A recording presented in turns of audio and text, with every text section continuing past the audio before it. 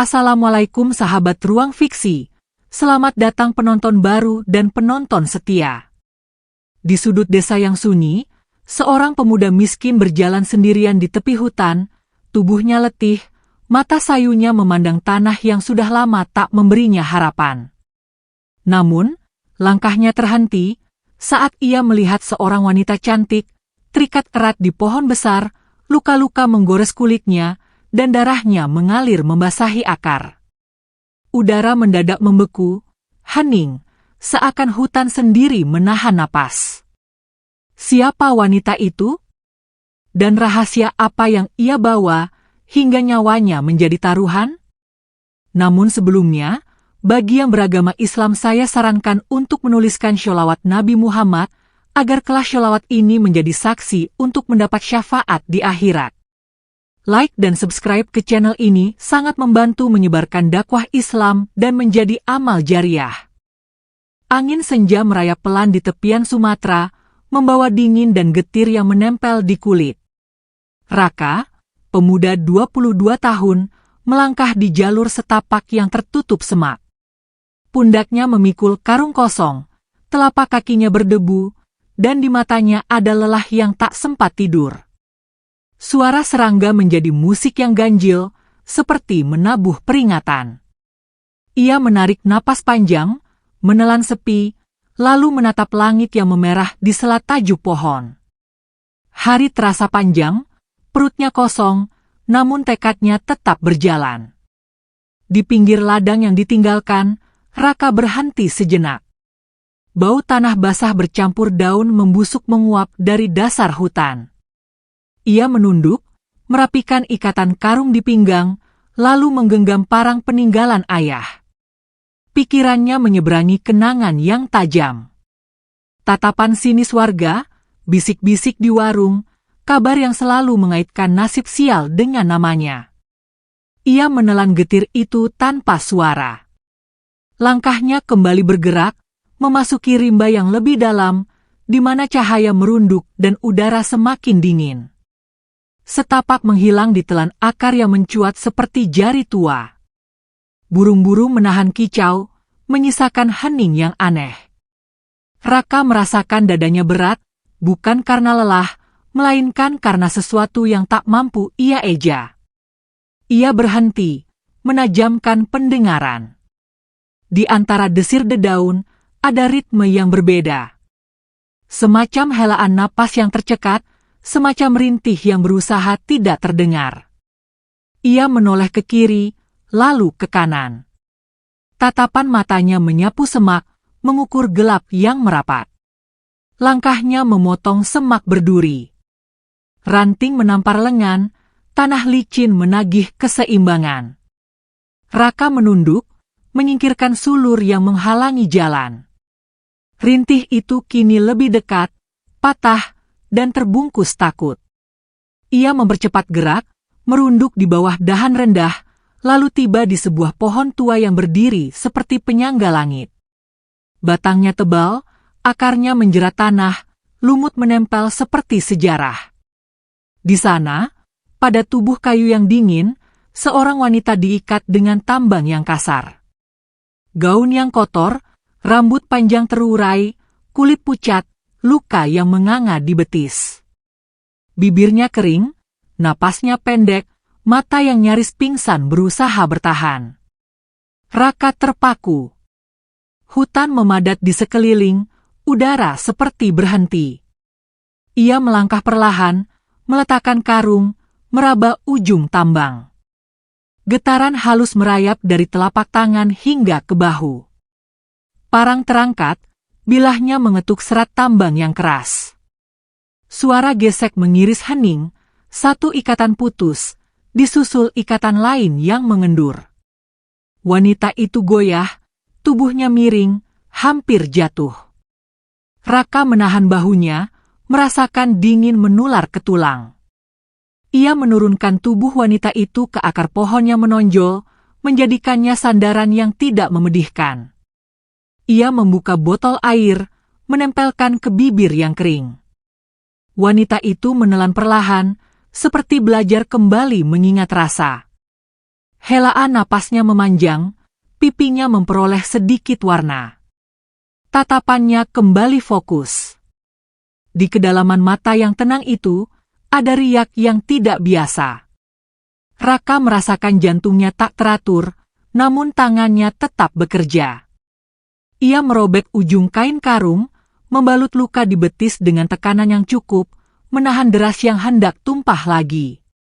Malam merunduk lebih cepat dari biasanya, menebarkan dingin yang menempel pada tulang. Wanita itu memperhatikan gerak Raka. Jemari yang bergetar, napas yang ditahan, kesabaran yang lahir dari kelaparan. Ketika luka telah terikat, bibirnya bergerak, suara keluar pelan, rendah, seperti disimpan lama di dalam. Namanya Aruna. Suku kata itu meluncur dengan dingin yang lembut. Raka mengangguk, melepas tegang dari rahang. Ia menyampirkan jaket usangnya ke bahu Aruna, meski itu berarti ia berteman lebih dekat dengan dingin malam. Api kecil dinyalakan dari ranting kering. Nyalanya ragu, kemudian kokoh, memantulkan cahaya pada kulit pucat, pada bilah parang, pada lumut tua yang menatap tanpa kedip. Hutan merapat, namun tidak mendekat. Suara malam berkumpul di kejauhan, seperti diperintah berhenti di batas yang tidak terlihat. Raka menyusun ranting, menambah nyala. Aruna memejamkan mata sejenak, memeluk hangat yang rapuh. Ketika ia membuka mata, ada bening di sana. Semacam ketenangannya membuat udara ikut pelan. Ia memandangi Raka dari samping api. Pemuda itu duduk tidak tegak, telapak tangan membuka menadah panas, punggungnya mengingatkan pada hari-hari panjang tanpa nama. Di permukaan kulitnya, bekas matahari. Di dasar sorot matanya, sisa-sisa ditinggalkan oleh kata-kata orang dewasa yang tajam. Aruna menarik helaan napas yang berat.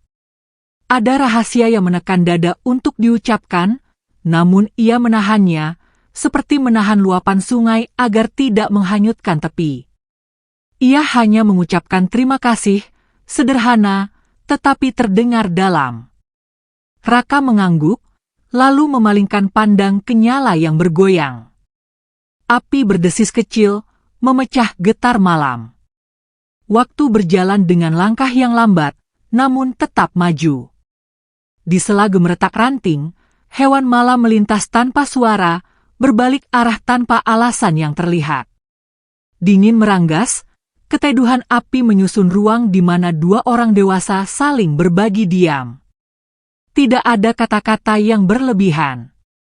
Tidak ada penjelasan yang memaksa. Hanya napas yang turun naik, hanya detak yang tidak mau berjalan sendiri.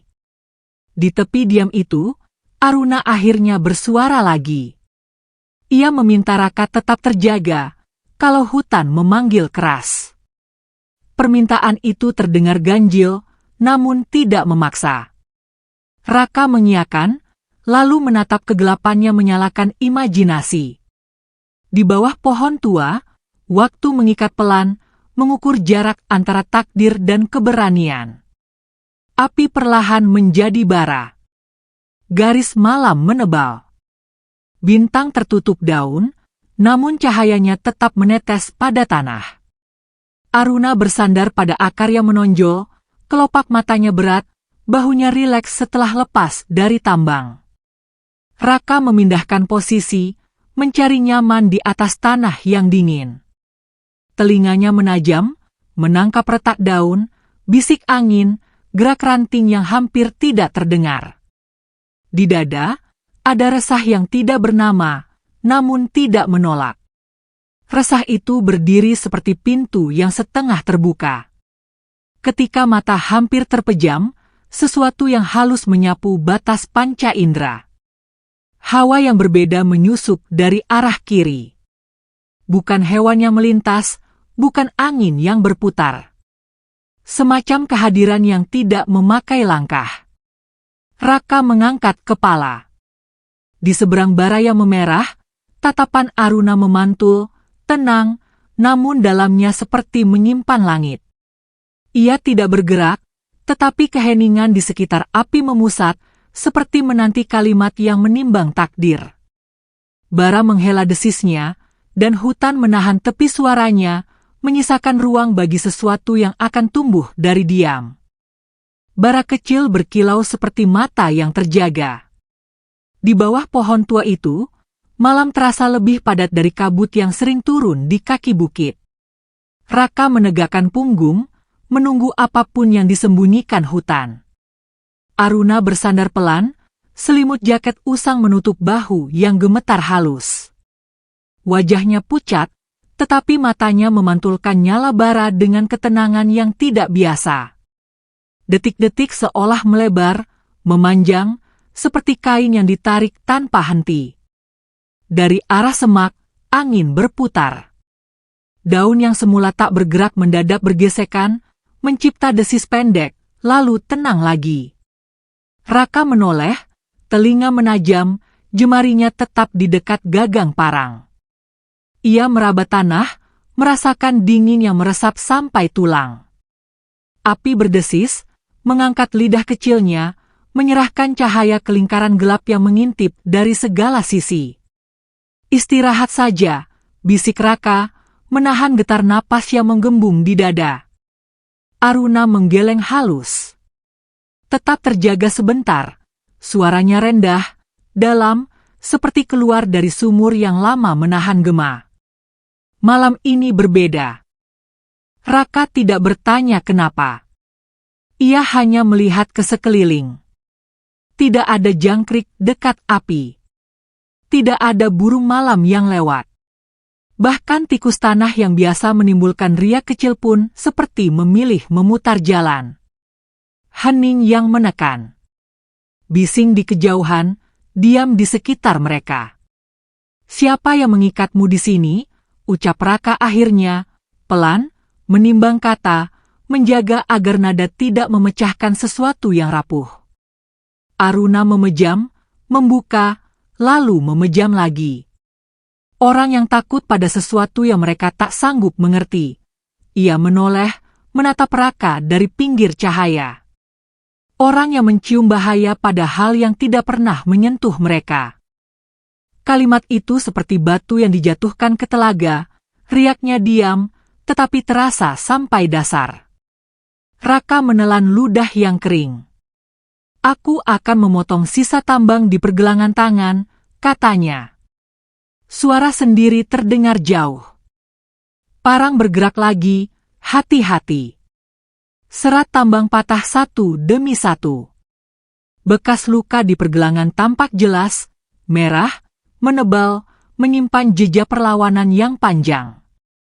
Setelah ikatan terakhir lepas, Aruna menghembus napas panjang. Pundaknya menurun, matanya lebih hidup. Terima kasih, ujarnya, sederhana, namun menyalakan sesuatu di dada Raka yang tidak ia mengerti. Raka menggeser posisi, mengambil ranting baru, memberi makan api agar tetap bernyala. Ia tahu betul, nyala itu adalah garis batas antara mereka dan kegelapan yang punya 1000 wajah. Tanpa disuruh, ia merobek sisa kain karung, mengganti balutan luka yang sudah lembab. Kain menempel, ia menahan agar tidak menyakiti. Aruna menatap, bibirnya mengejas senyum yang tipis, bukan karena tidak tulus, melainkan karena badan yang masih menyimpan sakit. Di desa, kata Raka, orang suka bicara. Soal apa saja? Tentang hujan yang tidak turun. Tentang kambing yang hilang. Tentang hidup yang tidak pernah adil. Namaku sering masuk dalam kalimat mereka, bahkan ketika aku hanya duduk menatap tanah. Aruna mendengarkan. Dingin menyusup, tetapi tatapannya membuat bara terasa lebih dekat. Ada kalanya hutan lebih adil dibanding lidah manusia, sahutnya. Hutan memberimu buah ketika kau menanam waktu dan letih. Lidah memberi luka bahkan ketika kau hanya lewat. Sebuah kenangan terbit, memotong jalan pikir Raka. Hari ketika ia diusir dari antrian air, hanya karena embernya lebih karatan dibanding ember orang lain. Hari ketika ia diusir dari teras warung, hanya karena tatapannya membuat seseorang merasa dihakimi. Ia menggeleng pelan, menyisihkan kenangan itu seperti mengibaskan abu dari telapak tangan. Di sela api yang mengecil, Aruna tiba-tiba menegakkan badan. Wajahnya menoleh ke hulu angin, tajam, seperti mendengar sesuatu yang melesat terlalu rendah untuk telinga biasa. Ada yang mendekat, katanya lirih. Raka bangkit setengah, menggenggam gagang parang, menurunkan pusat berat badan, menatap celah di antara batang. Semak bergeser lagi. Langkah. Tidak berat seperti banteng, tidak ringan seperti kijang. Ritmenya cermat. Seperti langkah seseorang yang belajar bersembunyi dari mata manusia, bukan dari mata hutan. Raka merapat ke Aruna, memberi tanda dengan anggukan kecil. Di belakangku, ucapnya, hampir tanpa suara. 3 bayangan keluar dari rindang. Sosok pria dewasa, jaket kusam, sepatu bot berlumpur. Tangan satu memegang senter kecil yang redup, yang lain menggenggam sesuatu yang panjang, terbungkus kain. Wajah-wajah mereka seperti orang yang kehilangan tidur, mata terbelalak tetapi lelah. Salah satu menajamkan tatap, melihat bara yang memerah, melihat 2 sosok di tepi pohon. Siapa di situ? Seru yang paling depan, suara serak, menahan keras demi menekan takut. Raka melangkah setapak. Orang yang tersesat, jawabnya tenang. Perempuan ini terluka. Aku menolong. Pria itu saling pandang dengan 2 yang lain. Bibirnya meliuk, senyum yang tidak sampai mata. Jalan malam-malam. Di tempat yang jarang orang datangi. Kebetulan bertemu perempuan. Kebetulan pula ada api. Kebetulan yang cantik. Aruna tidak bergerak.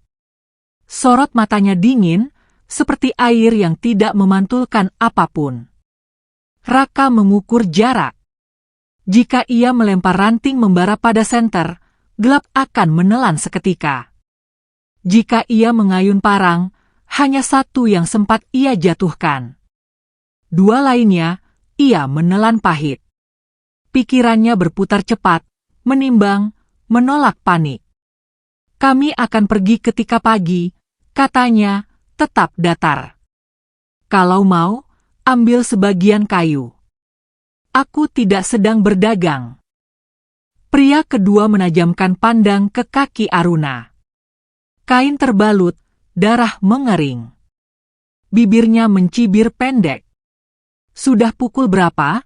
Gumamnya, seperti bicara kepada tanah, tetapi sengaja keras agar sampai ke telinga. Tandai saja. Kalau tidak di sini, di sungai. Kalau tidak malam ini, besok malam. Perintah tetap perintah. Kata perintah mengiris. Raka merasakan sesuatu mengembang di udara. Aruna memiringkan kepala, menatap 3 orang itu satu persatu. Tidak marah. Tidak takut. Hanya menatap, sampai pria paling depan tersendat di suku kata yang tersisa. Telapak tangannya berkeringat, senter bergoyang. Kita, kembali besok, ujarnya tiba-tiba. Jalur licin. Mereka mundur. Tidak terburu, tetapi tidak percaya diri. Suara semak menutup langkah mereka. Hutan kembali padat. Api kembali menjadi pusat dunia yang kecil. Raka masih menahan napas beberapa detik, baru kemudian meletakkannya pelan. Lututnya melemas, ia duduk kembali, menatap Aruna dengan heran yang disembunyikan. Mereka yang mengikatmu, ujar Raka, akhirnya. Salah satu di antaranya, jawab Aruna. Yang lain akan datang dengan cara berbeda. Hutan mengingat langkah. Mereka tidak belajar dari apa yang hutan ajarkan. Raka mengusap kening, mengetuk halus tanah di ujung jari. Kau tidak takut. Takut adalah api, kata Aruna. Jika ditiup, ia membesar. Jika ditutup rapat tanpa udara, ia padam. Aku memilih memegang jarak. Raka menunduk, mencerna. Dari balik kata-kata, ia merasakan sesuatu yang terus-menerus menyala pada diri Aruna. Bukan keberanian yang berteriak. Lebih mirip ketenangan yang membangun tembok pelan, batu demi batu. Angin berganti aroma. Bukan daun. Bukan tanah basah. Sesuatu yang tajam, bersih, seperti air yang baru lahir dari perut batu. Aruna menatap arah timur. Ikutlah, katanya. Kita pindah sebelum malam benar-benar menutup. Raka memadamkan bara dengan tanah, memastikan tidak ada singgahan api yang tertinggal. Ia menopang Aruna berdiri. Langkah pertama tertatih, langkah kedua lebih mantap, langkah ketiga mulai menemukan ritme. Mereka menyusuri jalur yang bukan jalur, melewati akar yang menumbuhkan tangga pada tanah, menyeberangi alur air setapak yang memantulkan langit seperti kaca pecah. Di sela jalan, hutan seperti membuka pintu kecil. Semak menyingkir, dahan terangkat, tanah lebih rata. Raka merasakan itu, meski tidak mengerti. Seolah ada tangan tak terlihat yang membereskan jalur selangkah sebelum telapak kakinya tiba. Aruna berjalan di samping, menatap ke depan, tidak banyak bicara. Ketika berjalan cukup jauh, mereka tiba di cekungan batu yang terlindung dari 3 sisi, dengan riam kecil mengalir bening. Di dinding batu, lumut bersinar lembut, memantul samar, seperti bintang yang terlalu rendah. Di sini, ujar Aruna. Untuk malam ini. Raka membantu Aruna duduk, lalu membasuh darah yang tersisa. Air dingin menutup luka, kain basah mengangkat sisa kotoran.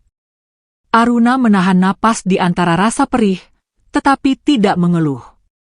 Raka bekerja pelan, menghadirkan telaten yang lahir dari hidup yang terlatih oleh kekurangan. Ketika balutan baru terpasang, ia duduk, memandangi aliran air, mencoba meredam ritme jantung yang belum kembali normal. Kenapa mereka mencarimu? Kata Raka setelah lama diam. Ada banyak jalan untuk jahat, tetapi tidak semuanya memilih rimba untuk bersembunyi. Aruna memandang air. Bayangannya pecah di permukaan, disusun kembali oleh aliran yang terus bergerak. Karena ada hal yang tidak mau mereka biarkan tinggal di dunia, jawabnya, datar, seolah mengutip sesuatu yang dihafalnya sejak kecil. Hal yang tidak bisa mereka kuasai dengan uang, tidak bisa mereka ikat dengan janji, tidak bisa mereka redupkan dengan ancaman. Raka memandang, menunggu kelanjutan yang tidak segera datang. Malam menggeser jamnya. Bintang pecah di sela daun, menyusun peta yang hanya mau dibaca oleh mereka yang sabar. Dingin merapat, tetapi udara di cekungan ini terasa lebih hangat daripada di tempat tadi.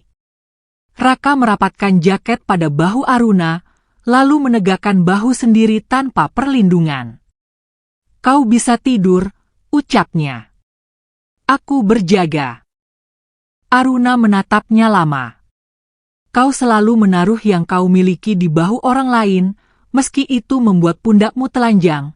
Kalimat itu menyentuh tempat yang tidak disentuh siapapun sebelumnya. Raka terasa dilihat, bukan hanya dipandang. Ia mengangguk.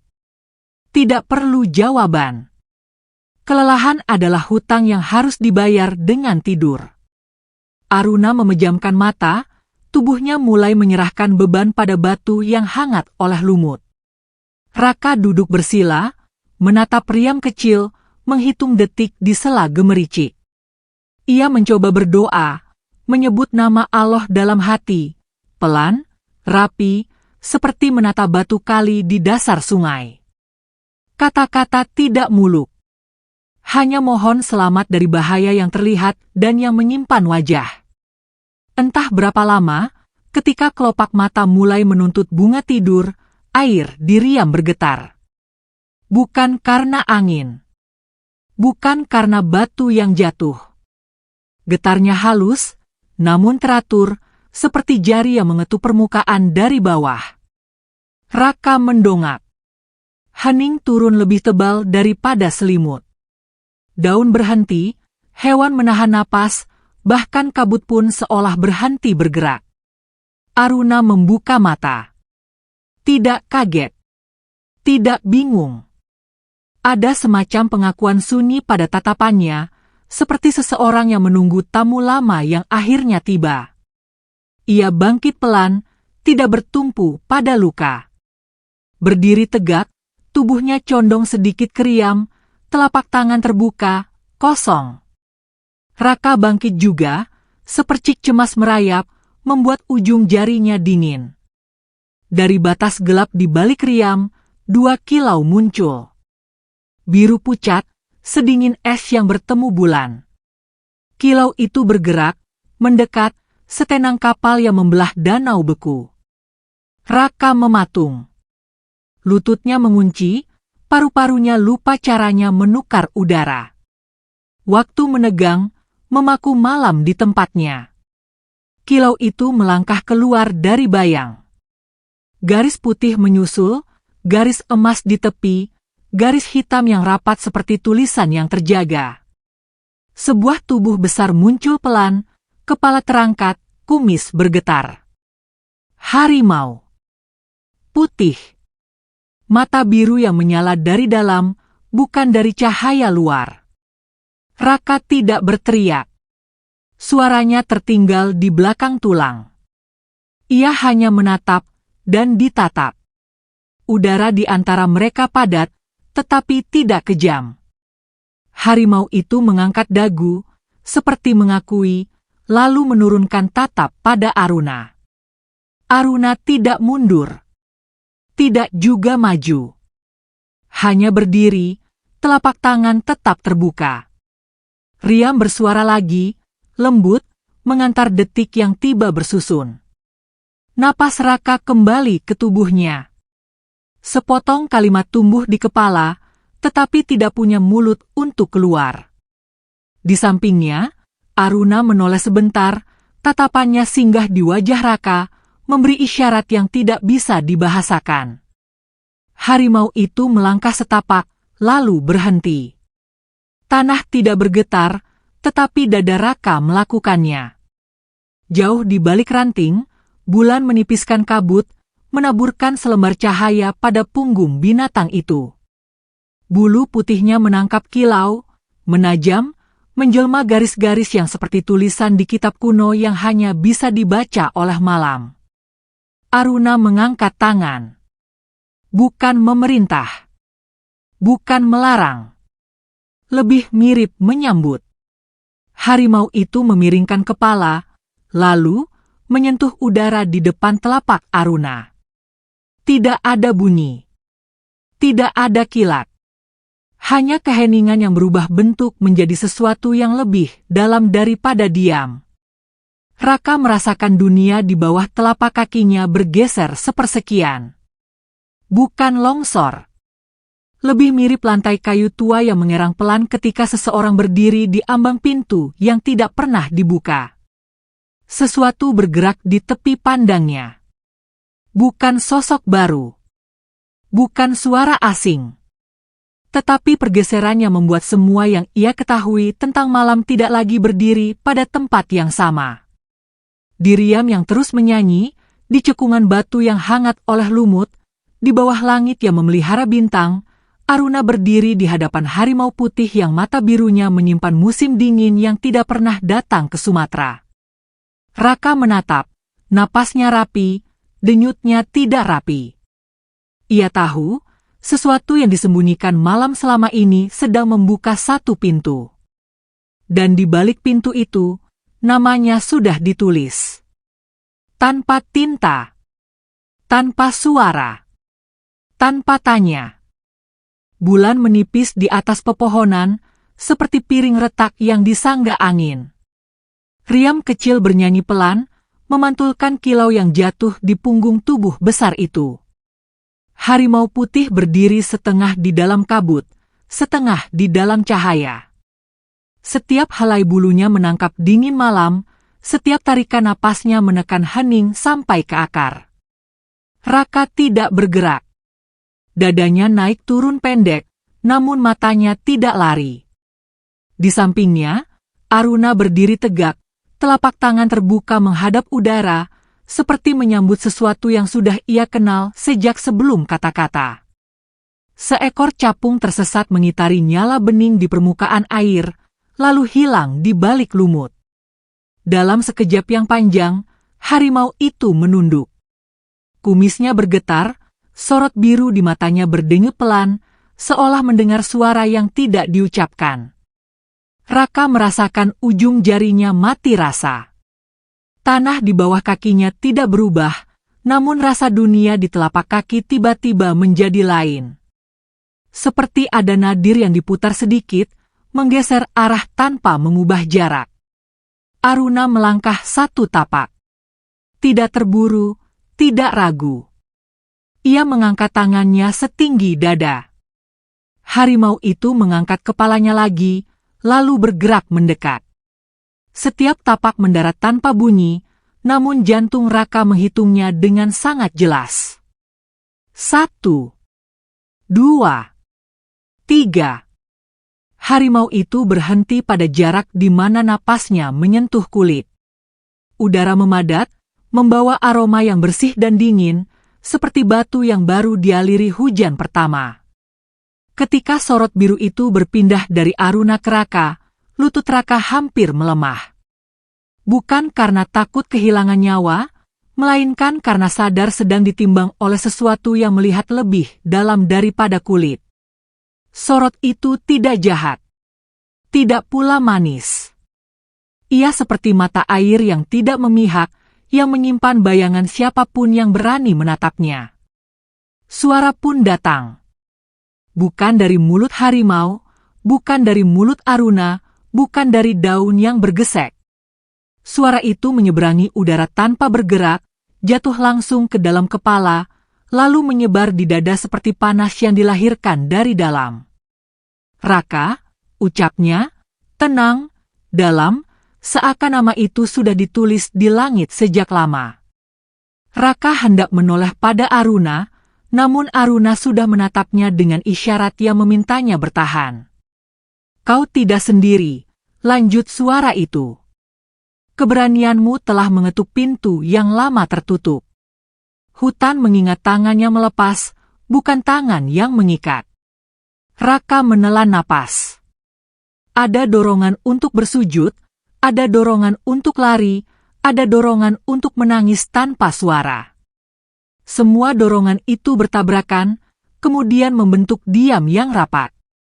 Ia menggeser telapak kaki, menegakkan punggung, lalu menjawab dengan cara yang paling ia sanggupi, menahan napas agar kata-katanya tidak pecah. Aku tidak paham, tetapi aku tidak akan menyakiti. Aku menjaga sampai pagi. Sorot itu kembali ke Aruna. Pada saat itu, Aruna menutup mata. Tubuhnya berkabut lembut, bukan kabut yang datang dari sungai, melainkan kabut yang lahir dari cahaya. Garis bahunya mengabur, rambutnya memanjang seperti asap hitam yang dipelintir angin, lalu seluruh sosoknya diliputi putih yang nyala dan padamnya sama seperti napas. Raka terpaku. Ia melihat, tetapi seperti melihat mimpi yang tiba di siang bolong. Harimau itu menghilang di tengah cahaya yang sama, dan dari dalamnya muncul Aruna kembali, berdiri di tempat yang persis sama, mata biru pucatnya masih menyimpan musim dingin. Di riam yang tenang, di bawah bulan yang menipis, Aruna memandang Raka. Suaranya ketika keluar terdengar seperti setelah hujan.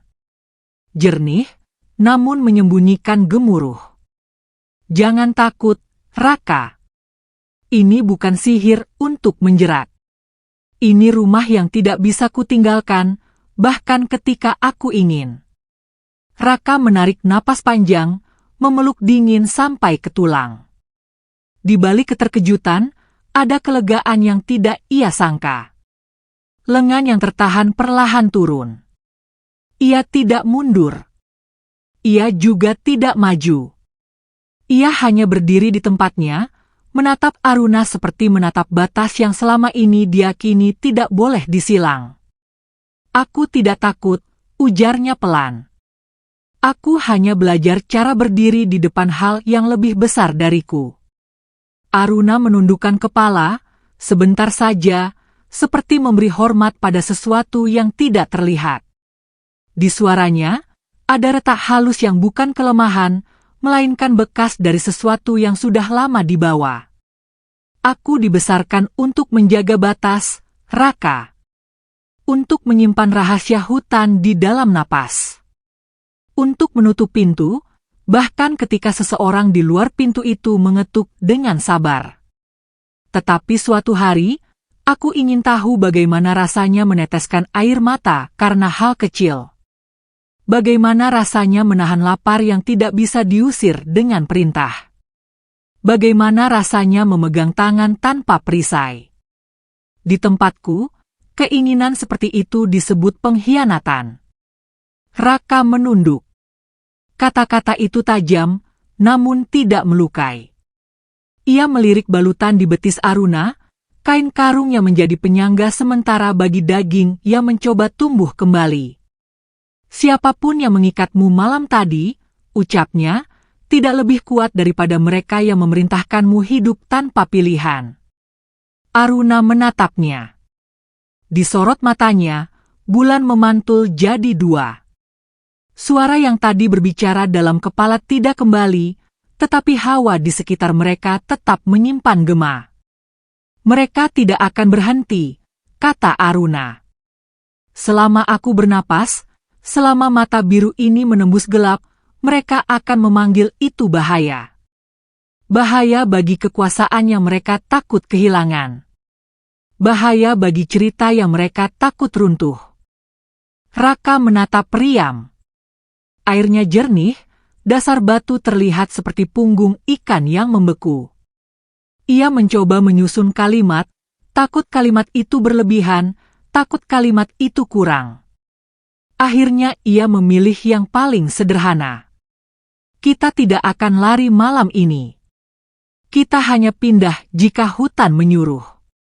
Selain itu, kita diam, tetapi tidak menyerah." Sebuah senyum singgah di bibir Aruna. Senyum yang tidak menghapus duka, tetapi memberi ruang bagi harapan untuk duduk sejenak. "Kau akan menyesal?" tanya Aruna tanpa ketajaman. "Tidak," jawab Raka. "Bahkan jika aku harus menukar tenang yang sedikit dengan gelap yang panjang, aku tidak menyesal melepaskan tambang dari pergelangan tanganmu." Angin turun dari atas batu, membawa aroma daun beringin yang basah. Aruna menatap tepi cekungan, seolah melihat garis yang hanya ia pahami.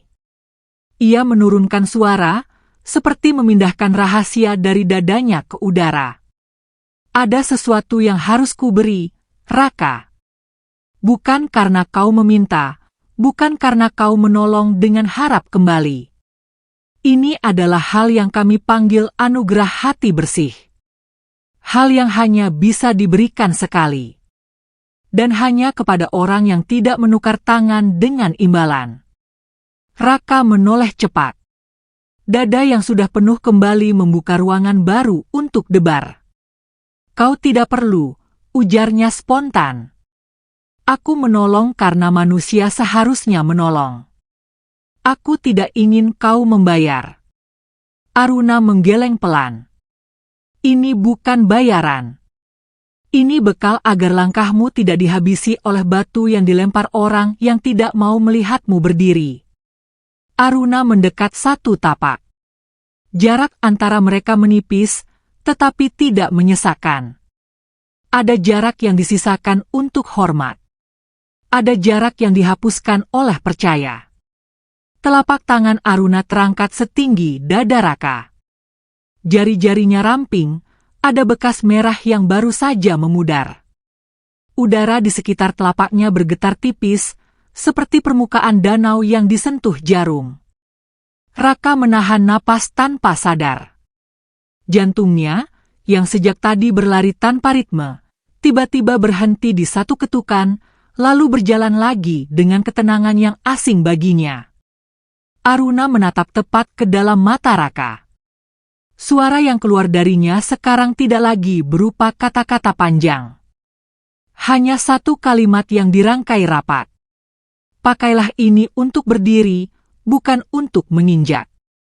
Cahaya tipis lahir di tengah ruang yang sempit antara telapak Aruna dan dada Raka. Bukan kilat. Bukan api. Cahaya itu seperti embun yang diperas dari pagi. Hangatnya tidak membakar, dinginnya tidak menggigilkan. Ia menyentuh dada Raka dengan patuh, lalu meresap pelan, seperti air yang mencari retakan tanah. Raka memejam tanpa sadar. Di dalam gelap matanya, ia tidak melihat apapun. Ia hanya merasakan sesuatu menyelinap ke ruang yang tidak pernah disentuh oleh lapar atau marah. Ruang yang selama ini ia kira kosong, ternyata menunggu sejak lama untuk diisi. Ketika ia membuka mata, riam masih bernyanyi. Lumut masih memantul. Bulan masih menipis. Aruna masih berdiri di tempat yang sama, tetapi ada garis halus di wajahnya yang berubah. Lelah yang tadi tertambat di sudut bibirnya menyingkir setapak. Sorot matanya tetap biru, namun panasnya kini tidak lagi sedingin awal. Kau akan merasakan pergeseran kecil esok pagi, kata Aruna pelan. Bukan pada kekuatan tangan, bukan pada tajam mata. Pergeseran yang tidak bisa dipamerkan, tetapi bisa dipakai untuk melindungi hatimu dari tuding yang tidak jujur. Raka tidak segera menjawab. Ia menunduk, menyentuh tanah dengan ujung jari. Di sana, ia mendengar sesuatu yang tidak pernah ia dengar sebelumnya. Bukan suara, melainkan ketenangan yang membentuk bunyi. Ia mengangkat pandang, bibirnya bergerak, tetapi jeda memintanya diam sebentar lebih lama. Ia menatap Aruna, dan untuk pertama kalinya sejak senja, menata senyum di bibirnya sendiri. Pelan, kecil, nyaris tidak terlihat, namun lahir dari tempat yang tidak mudah dijangkau kebencian. Suara ranting patah memotong bening. Tidak keras, tetapi cukup untuk menyusun kembali tubuh Raka ke dalam siaga. Aruna menoleh ke arah gelap di balik pagar pakis. Untuk sesaat, sorot birunya kembali meruncing. Hutan tidak menutup pintu sepenuhnya malam ini, katanya lirih. Ada kaki yang berupaya belajar dari kesalahan, dan ada kaki yang ingin mengulangnya. Raka berdiri. Tangan kanan meraba gagang parang, namun ia tidak mengangkatnya. Tangan kiri menyentuh balutan di betis Aruna, memastikan simpulnya tetap kukuh. Ia menatap Aruna, menunggu tanda yang tidak terlihat oleh orang luar. Aruna mengangguk kecil. Mereka tidak menyergap karena yakin menang. Mereka datang karena diajari takut oleh sesuatu yang belum mereka pahami. Jika kita berdiri, hutan akan berdiri bersama kita. Raka menarik napas. Di dadanya, anugerah yang barusan dititipkan masih hangat, berdenyut halus, seperti gema yang belum selesai mengucapkan namanya. Ia melangkah setengah maju, menempatkan diri di sisi Aruna, bahu sejajar, bukan di depan, bukan di belakang. Ria menambahkan suaranya, daun menahan napas, tanah mengangkat dingin untuk diserahkan pada telapak kaki. Langkah-langkah itu akhirnya keluar dari gelap. Bukan tiga seperti tadi. Lebih sedikit, tetapi lebih rapi. Senter tidak lagi menyala, seolah mereka telah belajar bahwa gelap justru mengkhianati niat. Wajah yang muncul pertama kali adalah wajah yang barusan menyebut perintah. Sekarang, tidak ada senyum yang meliuk. Hanya sepasang mata yang ingin melihat takut, dan tidak menemukannya. Raka dan Aruna berdiri. Tidak menantang, tidak memohon. Malah menegakkan punggungnya sendiri. Dan tepat sebelum kata pertama keluar dari bibir orang itu, sesuatu yang tak terlihat bergerak di tepi cekungan, seperti bayangan yang mengambil posisi. Hutan merapat, dan anugerah yang dititipkan pada dada Raka mengangkat napasnya sekali lagi, menyiapkan sesuatu yang belum pernah ia hadapi dengan kepala tegak. Malam mulai merayap, menyelimuti kota kecil itu dengan hawa dingin yang merembes sampai ke tulang.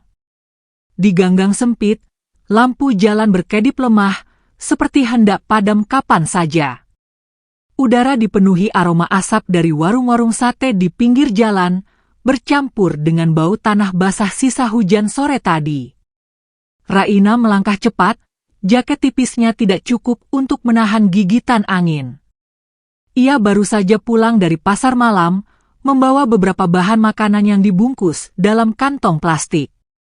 Meski langkahnya mantap, matanya terus menoleh ke belakang. Entah sejak kapan, perasaan aneh itu muncul. Ada yang mengikutinya. Tidak terdengar langkah, tapi hawa dingin yang merayap di belakang membuat bulu kuduknya berdiri. Suara dentingan kaleng berderak dari arah gang kiri. Raina menahan napas, mencoba berpikir rasional. Mungkin hanya kucing, batinnya mencoba menenangkan diri. Tapi bayangan yang bergerak di ujung jalan membuat jantungnya berdebar kencang. Ia mempercepat langkah. Bayangan itu ikut bergerak. Perlahan, tapi pasti. Raina mulai merasakan keringat dingin mengalir di pelipis, meski udara malam cukup menusuk. Langkahnya memasuki jalan setapak yang diapit rumah-rumah tua. Jendela-jendela tertutup rapat, tirai tebal menggantung seperti tak ingin membiarkan dunia luar masuk. Lampu di teras rumah hanya menyorot samar bagian jalan, membuat setiap sudut gelap terasa seperti mulut yang siap menelan siapa saja. Dari belakang, terdengar suara langkah pelan, berirama. Raina menoleh cepat. Tidak ada siapa-siapa. Jalanan sepi, hanya ada bayangan tiang listrik yang memanjang di aspal. Namun saat ia kembali menatap ke depan, langkahnya terhenti.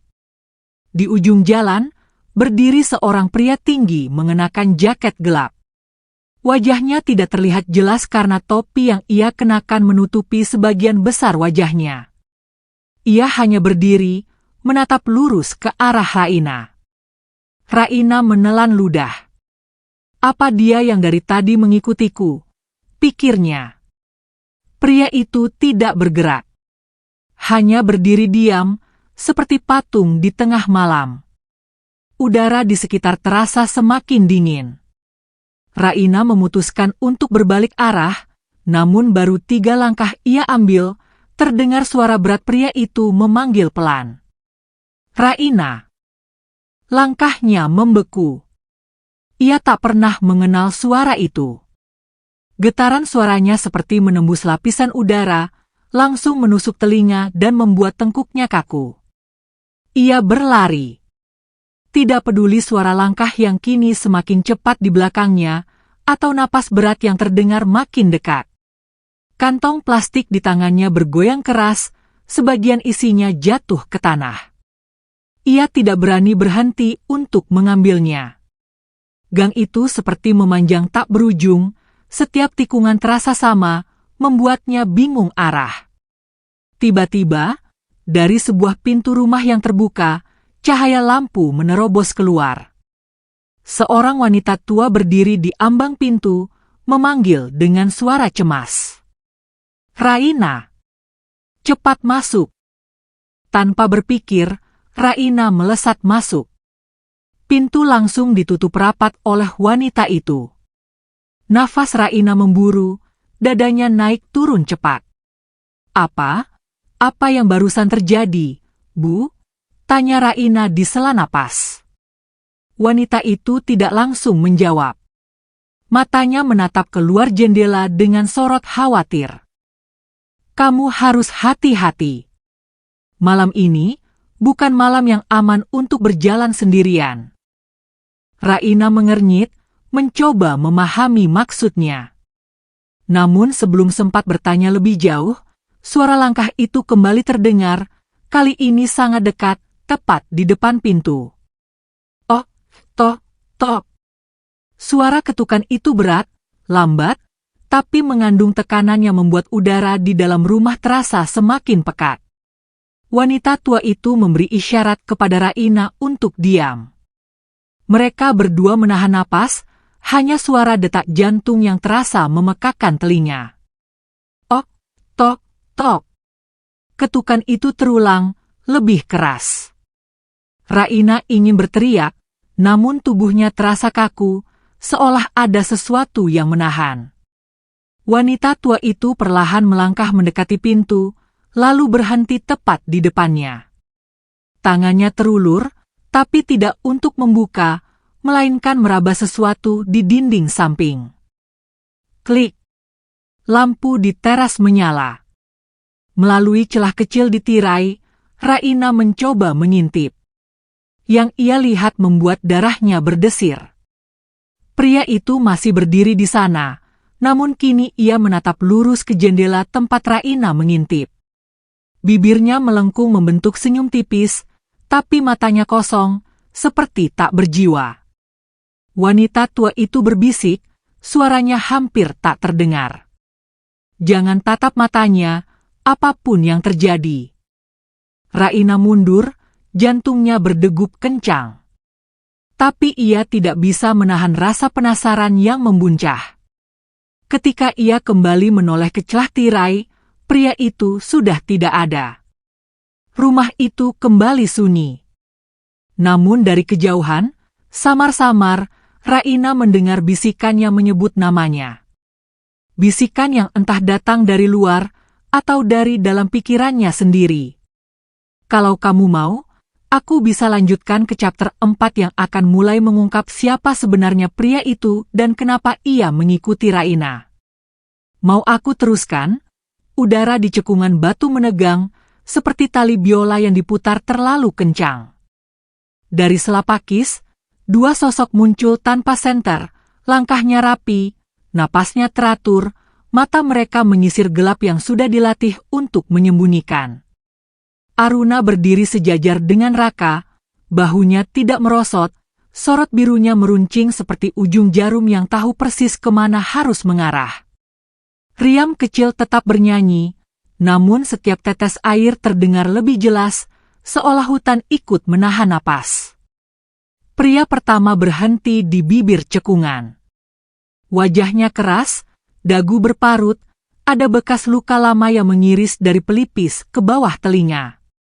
Pria kedua lebih muda, sorotnya gelap, tangan kirinya mengepal, tangan kanannya menyentuh gagang golok yang diselipkan di pinggang. Mereka tidak menyapa. Mereka menimbang. Di dasar tatap itu, Raka membaca keyakinan bahwa malam milik mereka. Keyakinan yang membuat langkah mereka tidak ragu, meski tanah di bawah telapak kakinya bukan tanah yang mau bersahabat. Raka meluruskan punggung, memberi jeda setipis rambut, kemudian bersuara. Pergi sekarang, kata Mia datar. Perempuan ini terluka, ia butuh istirahat. Hutan tidak suka orang yang datang membawa perintah. Pria berparut tersenyum tipis. Suaranya berat, seperti kerikil yang diseret di dasar piring. Kami tidak mencari persetujuan. Kami hanya mengambil yang harus kami bawa pulang. Aturan di dalam dan di luar hutan sama saja. Yang lemah ikut, yang kuat memutuskan.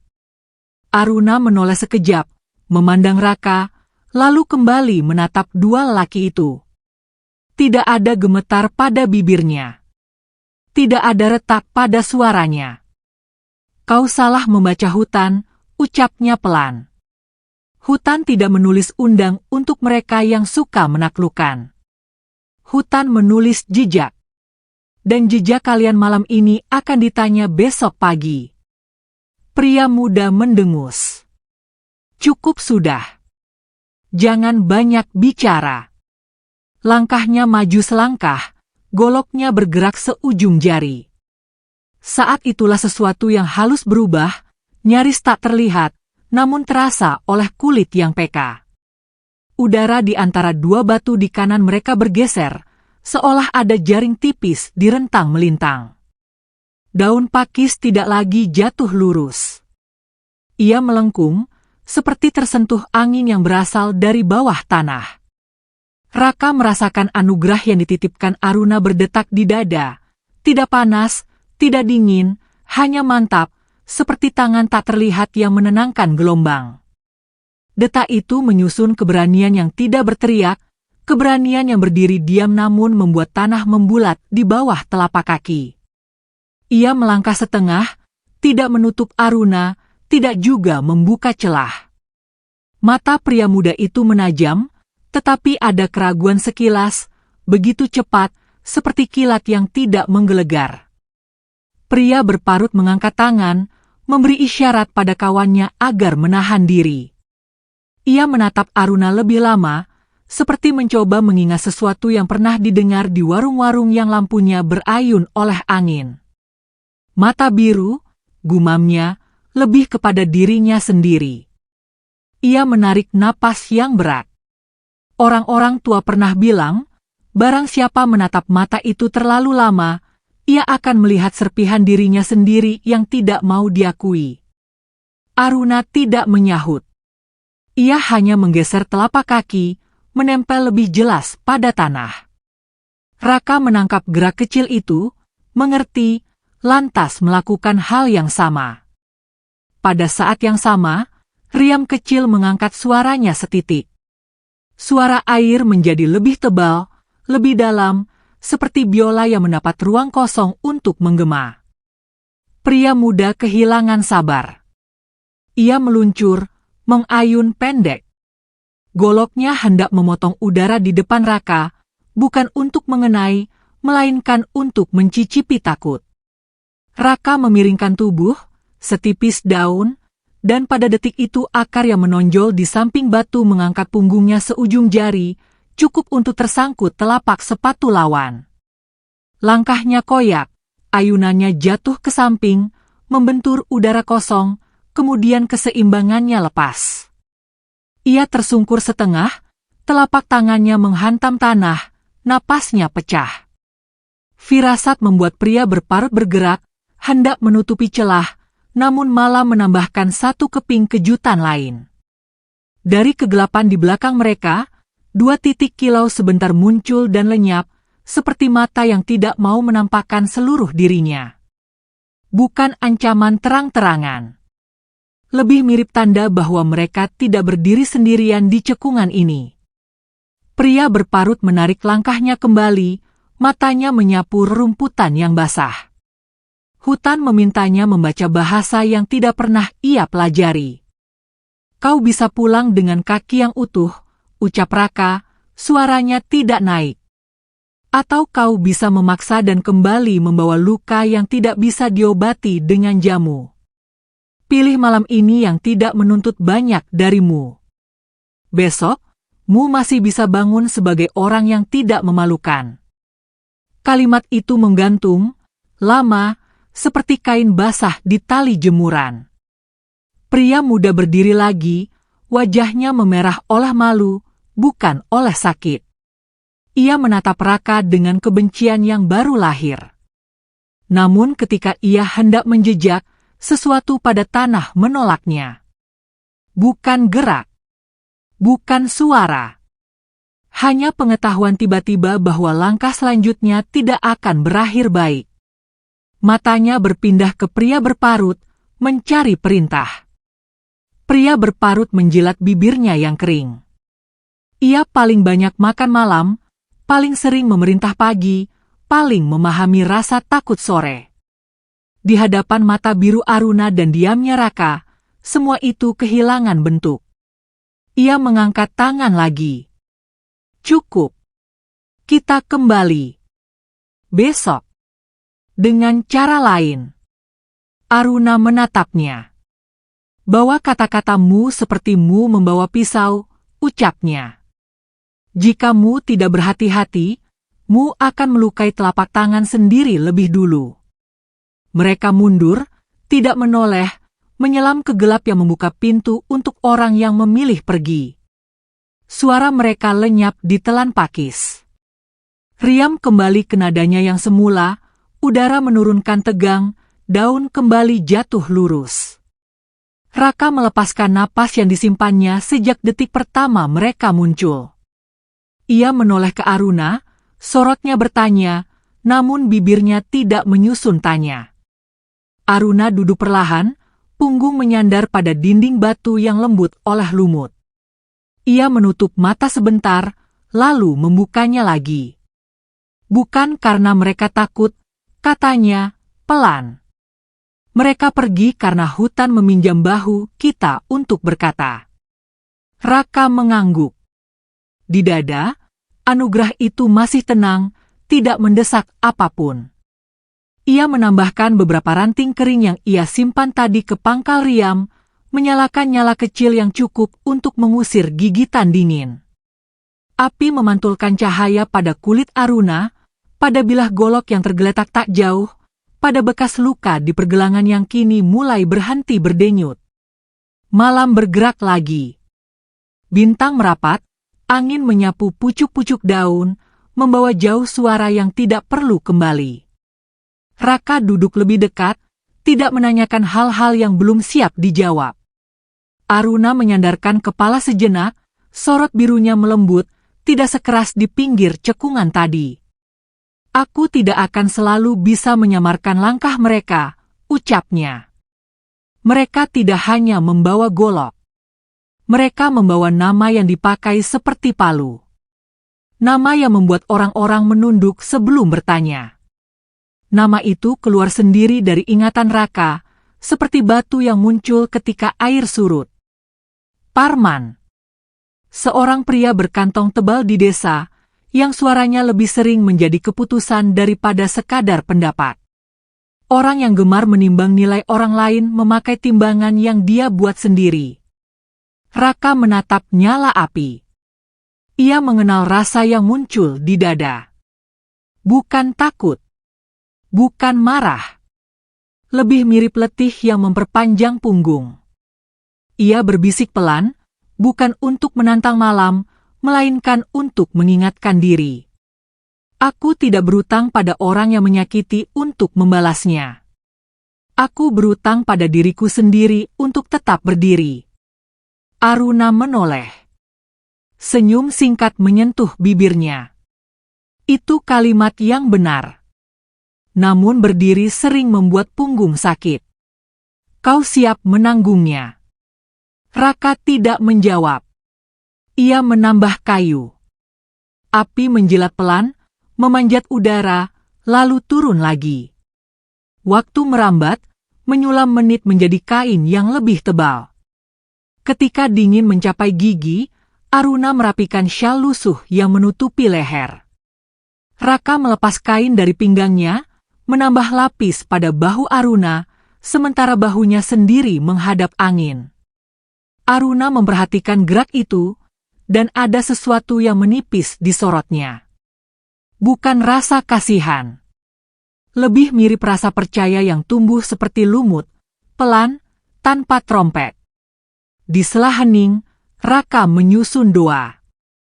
Ia menyebut nama Allah pelan, menaruh segala yang tidak bisa ia kontrol ke dalam tangan yang jauh lebih mampu. Mulutnya tidak bergetar banyak, namun kata-kata meluncur rapi seperti aliran air di batu. Aruna mendengarkan, tidak menyela, sorot birunya meredup sedikit, tidak karena padam, melainkan karena menerima kenyataan bahwa ada hal yang berada di luar jangkauannya. Ketika fajar menyingkap tepi, cahaya pertama turun seperti benang perak. Kabut mengalah, suara burung kembali, kicau yang tadi hilang mengambil tempatnya dengan santun.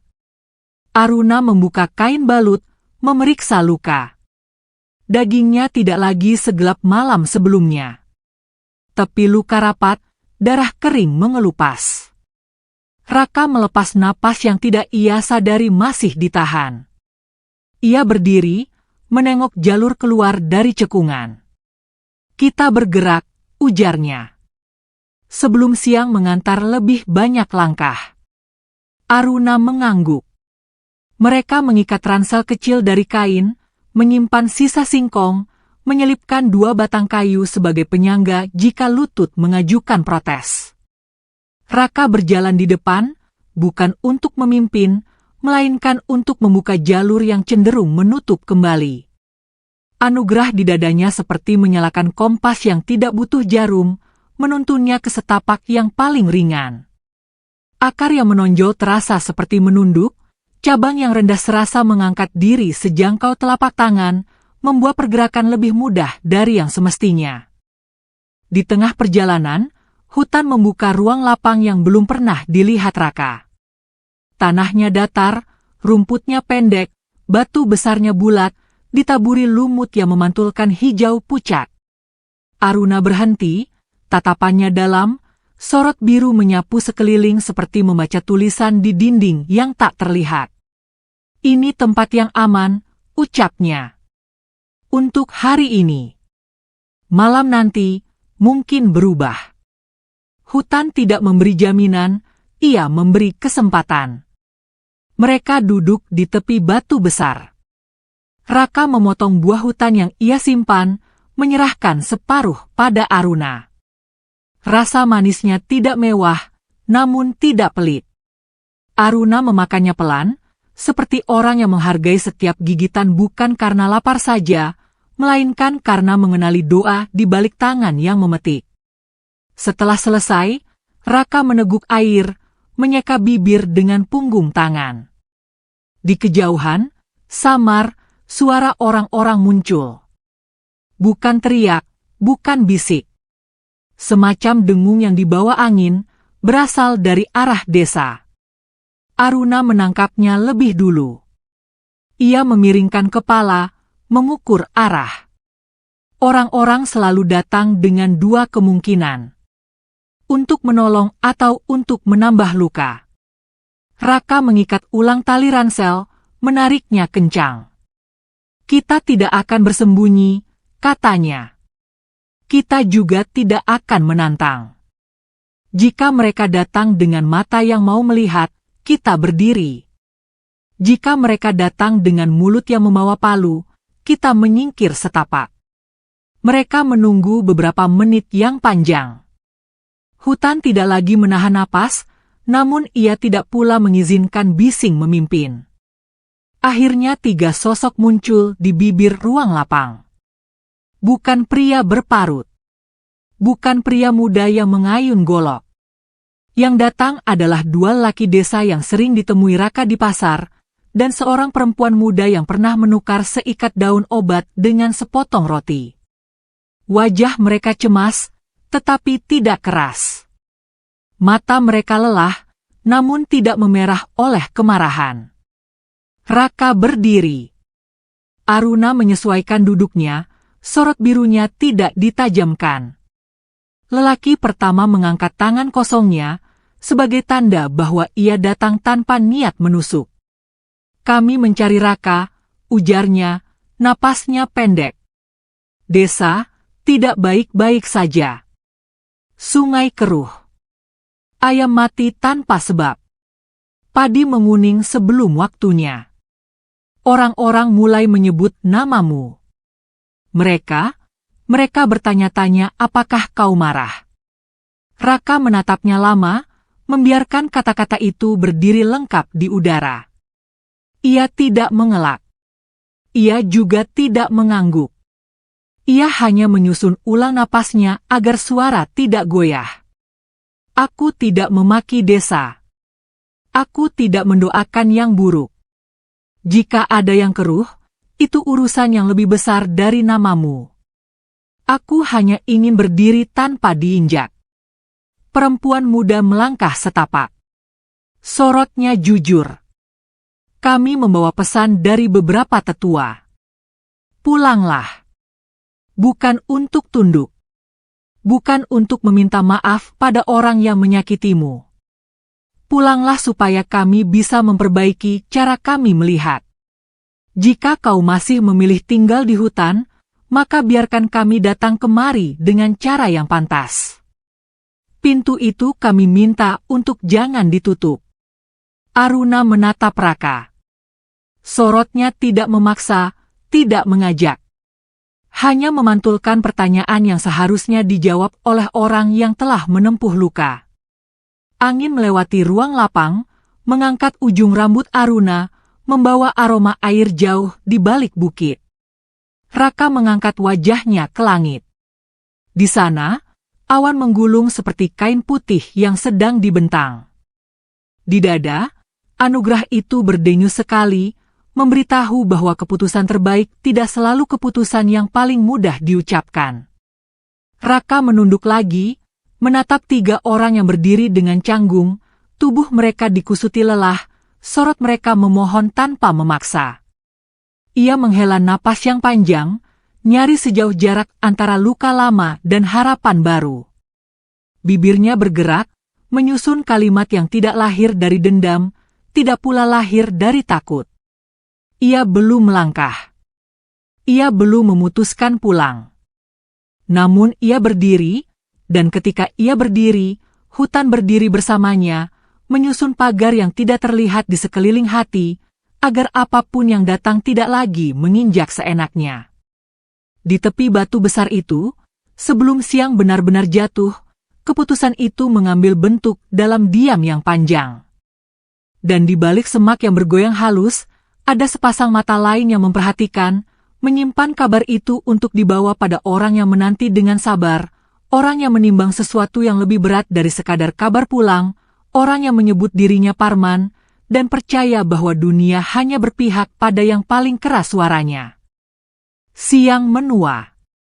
Matahari menggantung rendah di antara pucuk-pucuk pohon, menyaring cahaya emas ke tanah yang basah.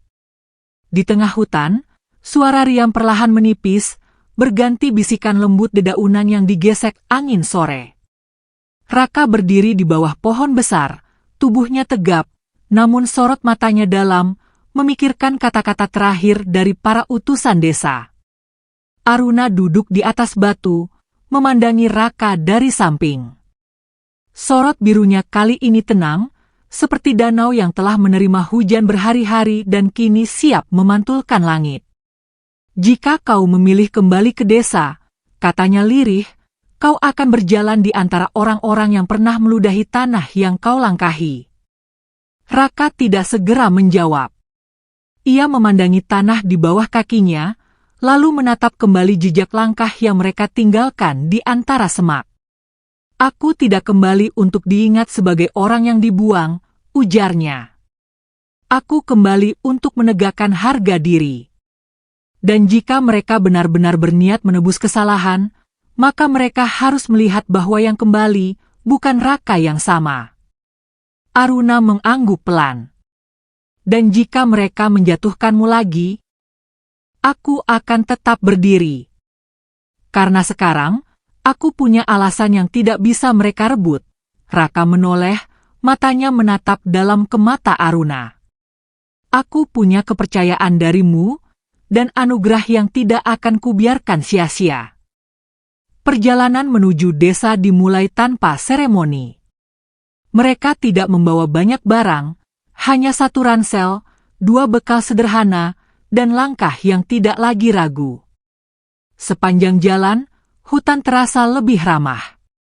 Akar-akar tidak menjegal, angin membelai lembut, dan suara burung seolah mengiringi langkah mereka. Di antara semak-semak, mata-mata kecil mengintip diam. Aruna sesekali menoleh, memastikan mereka tidak diikuti oleh siapapun selain Doa. Saat mereka tiba di batas desa, langit mulai jingga. Kabut tipis menggantung di pematang sawah, dan di kejauhan, siluet rumah-rumah mulai menyala oleh lampu minyak. Suara ayam, suara kentongan, dan sorak anak-anak yang berlarian menciptakan kehidupan yang tampak biasa, namun bagi Raka, semuanya terasa baru. Di mulut jalan tanah, beberapa warga sudah menunggu. Bukan dengan senjata atau tudingan, melainkan dengan wajah canggung dan tangan yang saling menggenggam. Ketua desa berdiri paling depan, rambutnya kini memutih lebih banyak, raut wajahnya lebih tirus. "Raka," panggilnya pelan. Raka tidak menjawab. Ia hanya terus berjalan hingga berdiri sejajar dengan mereka. "Kami tidak datang untuk menagih, tidak juga menuntut. Kami datang untuk meminta agar kau memberi kami kesempatan menjadi manusia," ujar ketua desa, suaranya gemetar. Raka memandang mereka satu persatu. Wajah-wajah yang dulu menuduhnya mencuri, yang melempari gubuknya, yang menutup pintu saat ia lapar. Tapi kali ini, ada kejujuran dalam tatapan mereka. Penyesalan yang bukan dibuat-buat. "Aku kembali bukan untuk dipuji, bukan untuk dimuliakan. Aku hanya ingin hidup dengan tenang, tanpa dituduh karena aku miskin," ujar Raka tenang. Beberapa warga menunduk, sebagian lain mulai meneteskan air mata. Salah satu ibu yang dulu menolak memberinya makan kini membawa bungkusan nasi, tangannya gemetar saat menyerahkannya. Raka menerima, namun tidak berkata apa-apa. Dari kerumunan itu, seorang pria berjalan tertatih. Tubuhnya kurus, wajahnya pucat, langkahnya dibantu tongkat. "Parman." Semua mata langsung menoleh padanya. Hawa mendadak berubah. Suara jangkrik berhenti. Hanya suara langkah Parman yang terdengar pelan. Raka tidak bergerak, namun matanya menajam. Aruna berdiri satu langkah di belakangnya, tidak berkata apapun, hanya mengawasi. Parman berhenti di depan Raka, menunduk lama, lalu berlutut perlahan. Lututnya menyentuh tanah. Suaranya parau. "Aku datang, bukan sebagai orang kaya, bukan sebagai bekas tokoh. Aku datang sebagai pria tua yang pernah takut pada cahaya orang lain. Aku telah membakar rumahmu, menabur fitnah, menginjak harga dirimu. Dan aku memohon agar kau tidak menginjakku kembali.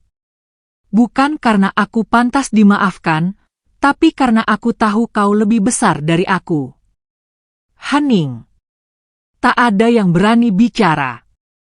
Hanya daun yang jatuh satu-satu, seperti suara penyesalan. Raka menatap pria itu lama. Kemudian, perlahan, ia menunduk, menumpangkan tangannya di bahu Parman. "Aku tidak inginmu bersujud. Aku inginmu berdiri sebagai manusia." Parman menangis. Bukan karena luka, tapi karena kelegaan. Hari-hari berikutnya, desa berubah. Bukan tiba-tiba, tapi perlahan. Orang-orang mulai bicara tanpa membisikkan kebencian. Anak-anak mendengarkan cerita Raka di balai bambu, belajar tentang keberanian dan kesabaran. Warga bergotong royong membangun gubuk baru untuk Raka, namun ia menolak belas kasihan. Ia membangunnya sendiri, namun kali ini dengan tangan-tangan yang membantu tanpa bicara. Aruna tinggal di hutan, namun selalu datang setiap malam. Mereka duduk di samping perapian, membagi cerita, membagi diam, membagi waktu. Cinta mereka tidak diumumkan, tapi tumbuh, kuat, dan setia. Dan ketika Raka menua, ketika rambutnya mulai putih, dan lututnya tak lagi kokoh, ia tetap berdiri, di mata anak-anak yang ia ajarkan, di hati para warga yang telah belajar mencintai tanpa syarat, dan di pelukan Aruna, penjaga hutan yang kini menjadi penjaga hatinya. Pada malam terakhirnya, Raka duduk di bawah pohon tempat ia dulu bertemu Aruna. Bintang-bintang jatuh satu-satu, seakan memberi salam. Aruna memeluknya erat, bisikan doa, dan air matanya jatuh tanpa suara. Raka menutup mata dengan senyum yang tenang, seperti orang yang akhirnya pulang. Dan malam itu, hutan sunyi sejenak. Angin berhenti. Langit mengerjak. Karena seorang manusia yang pernah menyelamatkan putri siluman harimau putih telah menuntaskan hidupnya dengan utuh, bersih, dan mulia.